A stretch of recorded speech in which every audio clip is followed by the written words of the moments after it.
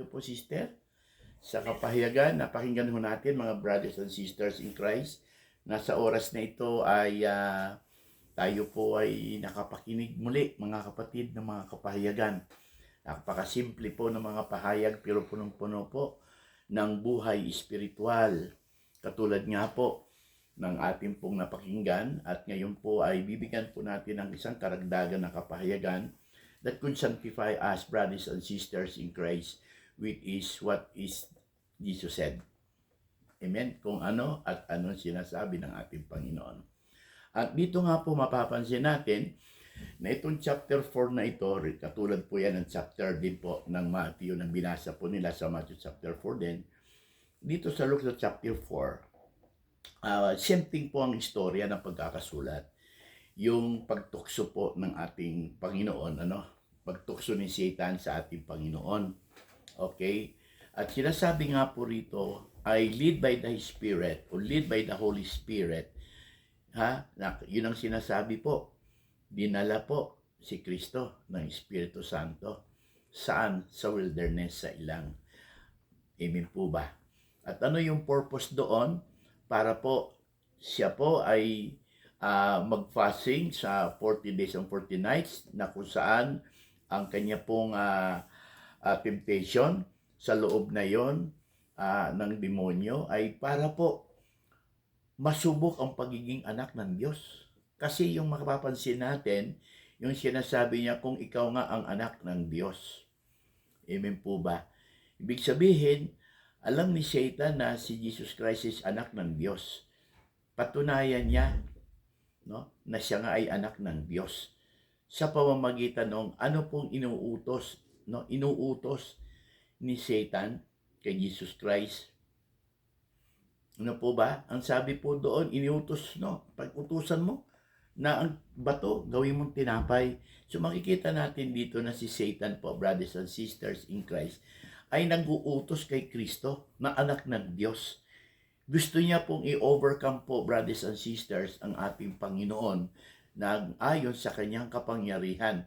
Naalala niyo po ba kung papaano po na-deceive ni Satan si Adam and Eve? Ginamit din po ni Satan ang salita ng Diyos. Amen po ba? Same thing po sa ating pong gospel na ito. Ang nais ko pong i-share po sa inyo dito, brothers and sisters in Christ, ay yung nasusulat na sinasabi ng Panginoon, what is written? Ano ba ang nasusulat? Kaya yung sinasabi po dito, brothers and sisters in Christ, ng ating Panginoon na nasusulat, yung salitang nasusulat, brothers and sisters in Christ, ay kinut po yan ng ating Panginoon, mga brothers and sisters in Christ. Diyan po pansinin nyo po yun, sa verse 4. Kung pupuntahan nyo po yung Old Testament, ayon sa nasusulat. Tinan nyo po ang Deuteronomy chapter 8 verse 3. Sister, meron tayong mababasa sa Old Testament sa book of Deuteronomy chapter 3. Okay. Ang sabi po ay ganito, sa wikang Tagalog. Kaya nga, pakinggan ninyo ito at sundin mabuti. Kung magkagayoy, sasagana kayo at dadami ang inyong lahi pagdating ninyo sa lupaing ipinangako ni Yahweh, ang Diyos ng inyong mga ninuno, sa lupaing mayaman at sagana sa lahat ng bagay. So, yung sinasabi po rito, brothers and sisters, na isinulat ni Moses, yung nasusulat na dapat nilang pakinggan at dapat sundin mabuti, brothers and sisters, ang siyang pong nais ni Moses na maunawaan ng mga Israelita nung time na yon. Amen po ba? Na ang mga ito ibinigay ni Yahweh sa kanila at sa kanilang mga anak upang magkaroon sila ng takot sa Diyos. Amen? At sundin nila ang mga kautusan, ang mga nakasusulat na salita ng Diyos upang humaba ang kanilang buhay. Humaba ang buhay. Sabi po ng verse, kung mababasa mo po ang verse 2, diyan po sa chapter 6 na yan, bago po ang verse 3. Yun ang sinasabi po ni Moses. Ang mga ito'y ibinigay sa inyo ni Yahweh at sa inyong mga anak at sa mga susunod na salinlahi upang magkaroon kayo ng takot sa Kanya. Kung ito'y susundin ninyo, hahaba ang inyong buhay. So yung nasusulat na iyan, no, brothers and sisters in Christ, kinote po ng ating Panginoon yan, nasusulat. Amen po ba? Yung nasusulat na yan, brothers and sisters, according to the Word of God, from the beginning, it is God's Word. It is God itself. Sabi po ni John, alala niyo po? Kung maalam na po yung sinasabi ni John sa chapter 1, verse 1. Ano sabi po doon? In the beginning was the Word, and the Word was with God. And the Word is God. Ang salita ng Diyos ay Diyos.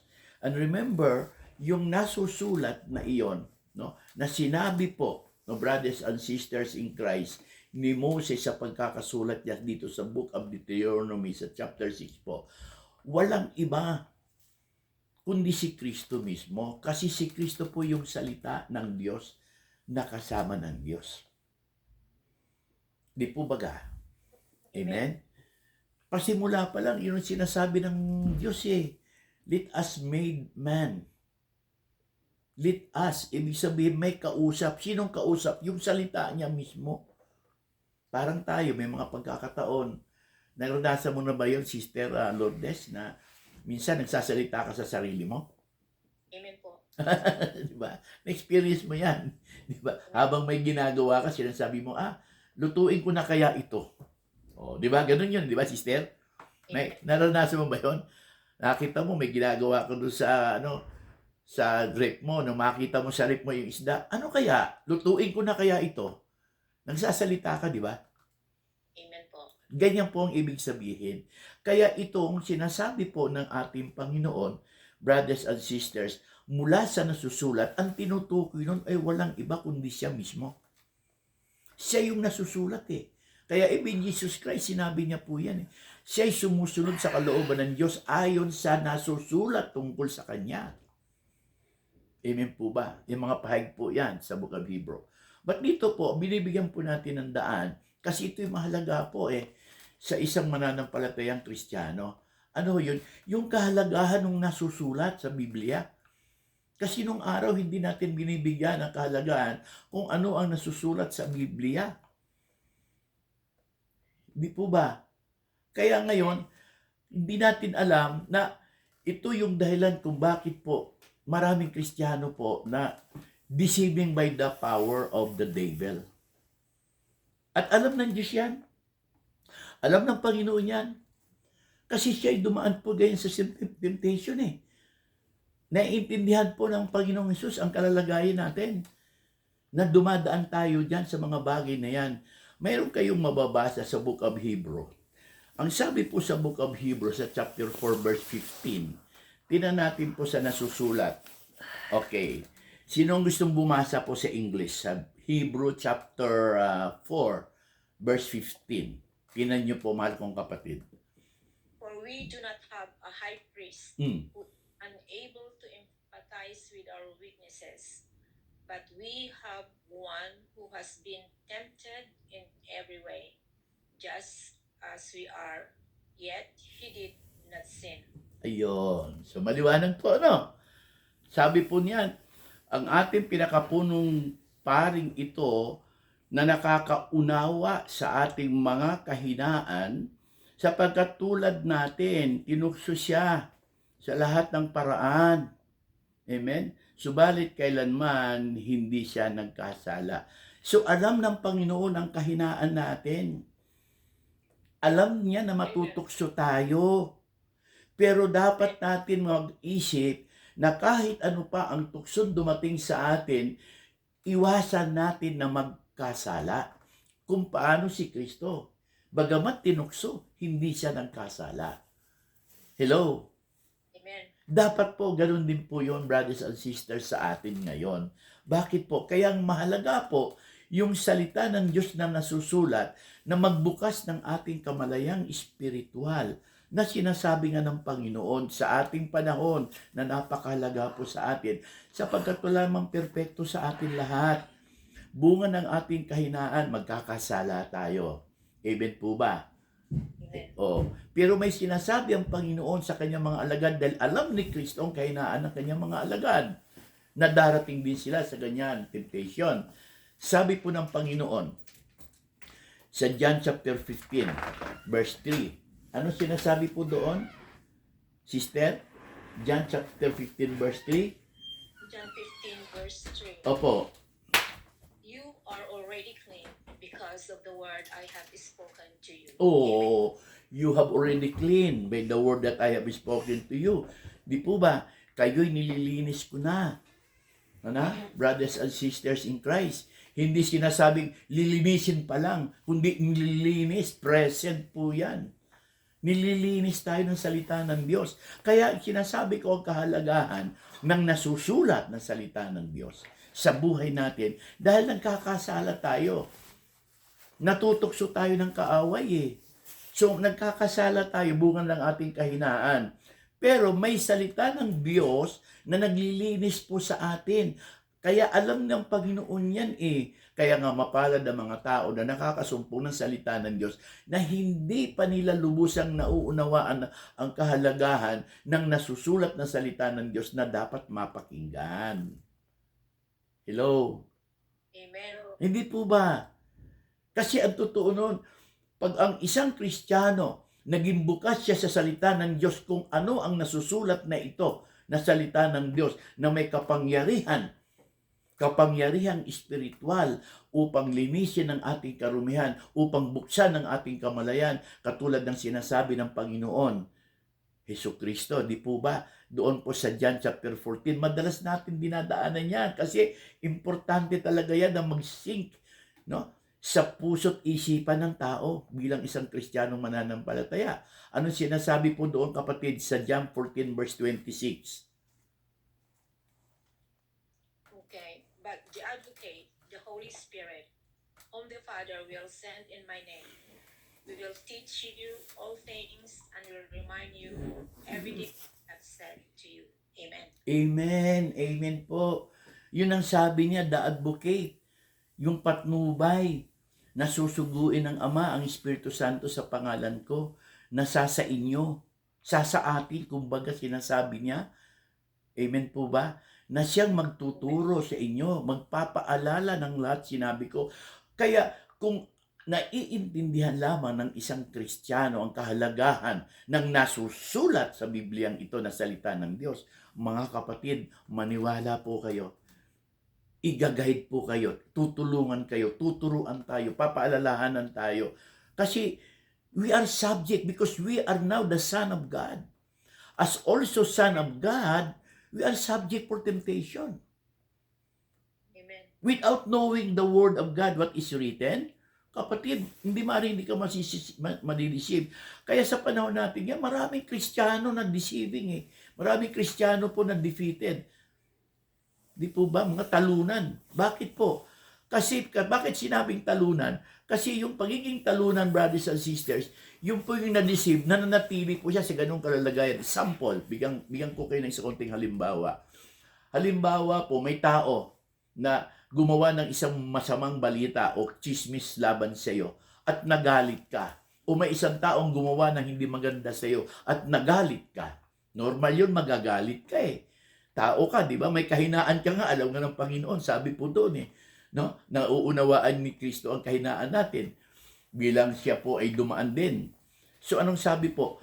Pag nagalit ka, huwag mong hayaan magkasala. Anong nangyayari pag ang tao nagalit? Gumagalit talagang pagmatagalan eh. Nananatili siya sa ganong kalagayan ng kanyang pagkagalit. Minsan nga, ang iba pa nga, mayroon pa nga tayo naririnig na sinasabi po, nako, kahit magpantay pa ang mga paa namin, hindi ko babatiin yan. Ibig sabihin magpantay ang paa, ibig sabihin mamatay. Kahit pa dumating magnamatay sila, hindi niya mapapatawad. Ibig sabihin nun, up to the present of your death, you are still a slave on that situation. Marami pong ganyan. Pero hindi nga natin po sila mabiblame kasi nga they are lack of knowing what is written in the Holy Scriptures according to the Word of God. Amen po ba? Temptation, kita niyo po, ano sabi po dito? Pati nga yung sinasabi po dito sa gospel na ito, anong sabi po? No, halika dito. Oh, sabi po, halika dito. Tingnan mo itong kayamanan ng mundo. Ibibigay ko ito sa iyo. If you worship me, ibibigay ko sa iyo ang kayamanang ito. Pili mo si Satan, yung Diyos na may likha ng langit at ang lupa ay kiniklim niyang kanya. Hindi po ba? Inaangkin niya. Sa totoo lang, mga kapatid, sa pananampalataya. Ayon po sa nasusulat. Pansinin mo po, kapatid, basahin niyo po yung aklat po ng Jeremiah. Okay. Meron kayong mababasa sa book of Jeremiah chapter 27. 27 po yata yon, verse 5. Opo. I have made the earth, the man and the beast that are on ground. Yan po. Sige po, verse 5 po yan. Chapter 27, verse 5. About Jeremiah. Opo. I have made the earth, the man and the beast that are on the ground. But my great power and by my outstretched arm have been given it. Oh. Maliwanag po, sabi po, no, sa Tagalog, ako ang lumikha sa lupa, sa mga tao at mga hayop na naroon, sa pamamagitan ng aking kapangyarihan. Ibibigay ko ito sa sinumang aking kinalulugdan. Iyon din ang sinasabi ni Satan. If you worship me, I will give you all these things in this world. Kiniklaim niya na kanya. Tingnan mo ang palatandaan. Napakaraming taong deceiving by the devil. Tingnan nyo ha? Ano ho yun? Ganito po yun. Yung kahit hindi kanya, kinakanya, maraming corrupt na mga nanunungkulan sa mundong ito. Maraming corrupt na nagkiklaim that they are good person, they are serving to the people. Pero behind nun, corrupt. Pinagnanakawan po ang kaban ng bayan. Ang pera ng taong bayan, ninanakaw. Corrupt. They are claiming that even though they are not own, kiniklaim na kanila. Amen. Isang palatandaan that they are deceiving by the devil. Nangyayari po yan. Sa totoo lang. No? Kahit hindi kanila, kiniklaim nilang kanila. Ganyan ang ginawa ni Satan kay Christ. Brothers and sisters in Christ. So kung wala tayong alam, kung wala ho tayong kabukasan sa salita ng Diyos na nasusulat, maari sa buhay natin mangyayari yan. Sa totoo lang. Sa buhay nga ng lalaki, meron niya kahit hindi niya asawa, kiniklaim niyang asawa niya. Kahit nga babae, yung asawa na may asawa, kiniklaim niyang asawa niya na alam naman niya may asawa. Why? Because ito ang sign. Pero hindi recognize yun ng tao because they are blinded by the power of the devil. Hello? Amen. Something, kahit isang maliit lang na bagay, sample, everything that we are receiving from God, we know that lahat ng tao naniniwala dyan. At lahat ng biyaya galing sa Diyos. Kung galing pala sa Diyos, bakit hindi mo gamitin para sa Diyos? Ba't ginagamit mo sa ibang bagay? Katulad halimbawa, na maraming nagtatrabaho. Sabihin natin, isa na nga ako doon sa lumang buhay. Nagtatrabaho ka, sabi mo, Lord, biyaya ito. Lord, humingi ako na magkaroon ng pagkakakitaan. Binigyan ako ng hanap buhay. Nung kumikita ako, saan ginagamit ang kinikita ko? Sa pambababae? Sa bisyo? Ganun din naman marami ngayon. Lalo na sa atin, napakarami pong ganyan. O di po ba, brothers and sisters in Christ, punta ka sa casino, marami nagbababad sa casino. Pero pinagkitaan nila, pinaghirapan nila, na alam nilang galing sa Diyos, gagamitin sa ganun. Pero pagdating sa Diyos, hirap na hirap sila sumuporta sa salita ng Diyos na ipinangangaral. Hirap na hirap. Ibig sabihin, para bagang mabigat sa kalooban ang sumuporta financial sa Word of God. O totoo yan. Search. That is, I'm telling you the truth. Nahihirapan. Parang ang bigat sa kalooban magbigay sa salita ng Diyos.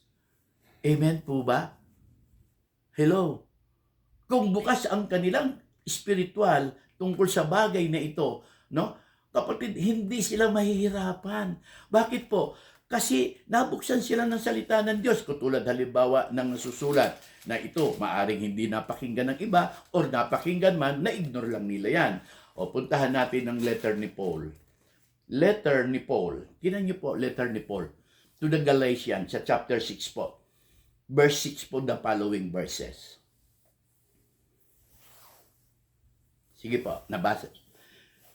Letter ni Paul to Galatians, chapter 6 po to the following. Okay. Nevertheless, the one who receives instruction in the word should share all good things with their instructor. Do not deceive. God cannot be mocked. A man reaps what he sows.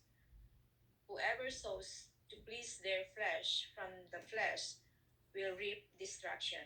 Whoever sows to please the Spirit from the Spirit will reap eternal life. Oh, Amen. di ba? Tulad niyan, kung may nakakapakinig ngayon at iintindihin niya, tatanggapin niya na may bukas sa kalooban na ito ay salita ng Diyos na nasusulat, ang binibigyan ko ng dito, nasusulat, sapagkat sinabi ni Kristo, nasusulat din naman, di ba? 3 times yan pinusot, 3 times din yan binanggit, nasusulat. It is written. Ang sabi po, Amen. ay maliwanag ang sabi ni Pablo. Yung mga tumatanggap ng salita ng Diyos, pinagpapala kayo. Ano unang blessing nyo? Spiritual from the Word of God. Then with the following, the materials, because you are obeying the Word of God. So God will bless you. Pero hindi naman nila naintindihan yun eh. Hindi ba? Hello? Kaya nga sabi ko, kung ano ang tinanim mo, siya mo nga anihin.